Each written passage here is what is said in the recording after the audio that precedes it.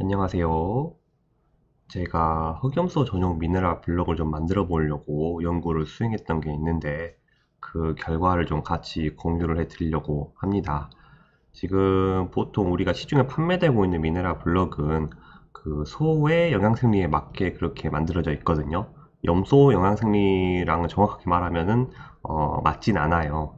하지만 따로 염소 전용 미네랄 블럭이었기 때문에 이제 소 거를 갖다 먹이고 있는데 제가 그래서 한번 흑염소 전용 미네랄 블럭을 좀 만들어 보려고 연구를 좀 수행을 했었고 거기에 대한 결과를 좀 내봤거든요.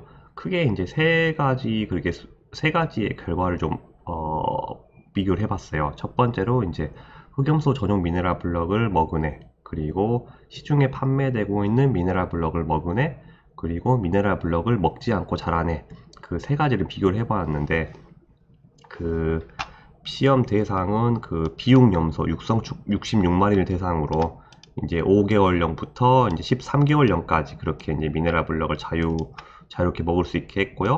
그리고 이제 번식 염소 같은 경우는 이제 그 수컷 합사 후부터 이제 분만 후 90일까지 그렇게 자유롭게 그렇게 미네랄 블럭을 먹게 한 다음에 그런 성적들을 한번 조사를 해보았습니다. 미네랄 블록 영양 함량은 지금 이 표와 같은데 그 쉽게 그냥 설명을 드리자면은 흑염소 전용 미네랄 블럭은 좀 고함량의 미네랄 블럭이라고 생각하시면 돼요. 저기 해외 문헌이나 이제 외국에는 또 이제 해외 같은 경우는 염소 전용 미네랄 블럭이 있더라고요. 그래서 이제 거기 미네랄 블럭의 영양분을 좀 참고를 해서 좀 이렇게 지금 배합을 했는데 전반적으로 일반 시제품 미네랄 함량보다 좀 높아요. 보면은 그렇죠? 네, 그래서 지금 이거를 자유롭게 먹인 결과를 보시면은 일단은 지금 이게 지금 표 하나로 지금 비교한 자료인데 제가 생각했던 결과는 같이 나오지 않았어요. 일단은 지금 좀 의아했던 거는 사실 염소 전용 미네랄 블럭을 먹인 애들이 가장 그 일당 증체가 생육이 더 좋을 걸 생각을 했는데 일반 시제품을 먹인 염소들이 더 잘 컸어요. 뭐 크게 뭐 차이 난 건 아닌데 일당 증체량이 지금 132g 정도 나오고 그리고 염소 전용 미네랄 블럭을 먹인 애들은 129g이 나왔거든요. 그리고 또 의아했던 거는 미네랄 블럭을 아예 먹지 않고 자란 애도 큰 차이가 나지 않는 것을 확인할 수가 있었어요. 그러니까 안 먹어도 먹으나 안 먹으나 뭐 크는 거는 크게 뭐 차이가 없다라고 그렇게 좀 보여졌습니다. 지금 5개월령부터 13개월령까지 쭉 그렇게 체중도 조사를 했었고요. 뭐 특별한 차이는 없습니다. 지금 그 췌장, 체고, 흉이 아무튼 신체 그 뭐죠? 신체 특성 조사에서도 뭐 특별한 뭔 차이는 없었고요.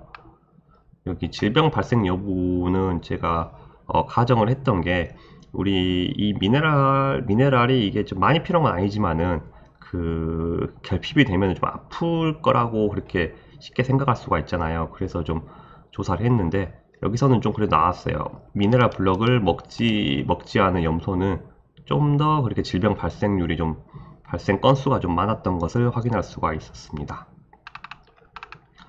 도축에서 성적까지도 봤는데 여기가 지금 도체율로 그냥 봐볼게요. 미네랄 블럭을 먹지 않은 애들이 100이라고 한다면은 그 여기 저희 흑염소 전용 미네랄 블럭 먹인 애가 조금 더 도체율은 잘 나왔네요. 101.2 그리고 일반 시제품이 100.5. 뭐 그래도 사실 뭐 이거 가지고는 뭐 차이가 있다라고 말할 수는 없고요. 먹이나 안 먹이나 뭐 전반적으로 큰 차이는 없었다.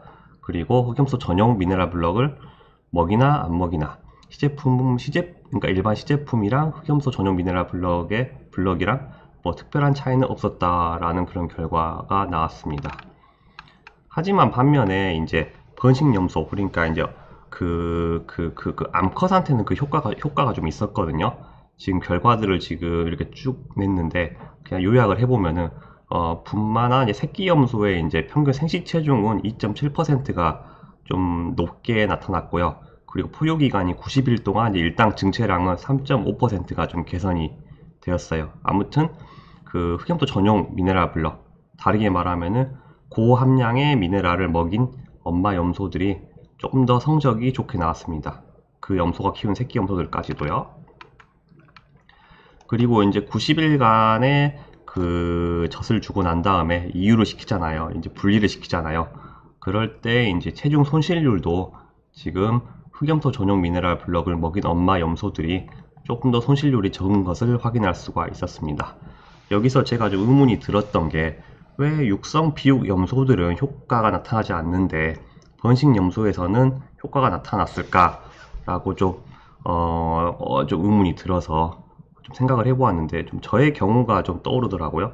아마 여기 시청하신 분들도 시청하고 계신 여러분들도 아마 공감할 수 있을 거라 생각이 되는데 우리가 이제 어릴 때 그러니까 10대 20대 이때는 사실 뭘 먹어도 건강하고 사실 보약 비타민 이런 거 먹으나 안 먹으나 큰 차이를 못 느끼잖아요. 하지만 이게 30대 40대 이제 어느 이제 그 나이가 차면은 이걸 먹고 안 먹고에 따라 가지고 몸에 좀 변화를 느끼기 시작해요. 저는 이제 제가 이제 나이가 이제 거의 40이 다 돼 가는데 저는 작년부터가 느꼈던 것 같아요. 이 비타민 이런 걸 먹지 않으면은 좀 일단 좀 콧물이 좀 나오는 편이고요.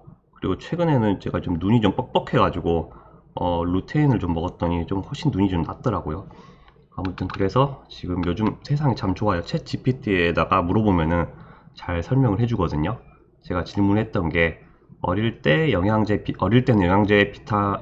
비타민을 먹으나 안 먹으나 몸에 큰 차이를 못 느꼈는데 이제 중년의 나이가 되고 나서 보니까 이런 걸 안 먹으면 어딘가 몸이 아프거나 불편해. 왜 그런 것일까라고 물어보니까 여기가 이제 답변을 해준 게 이제 어릴 때는 신체가 건강하고 회복력이 뛰어나기 때문에 영양소가 부족하더라도 스스로 이제 보충할 수가 있습니다.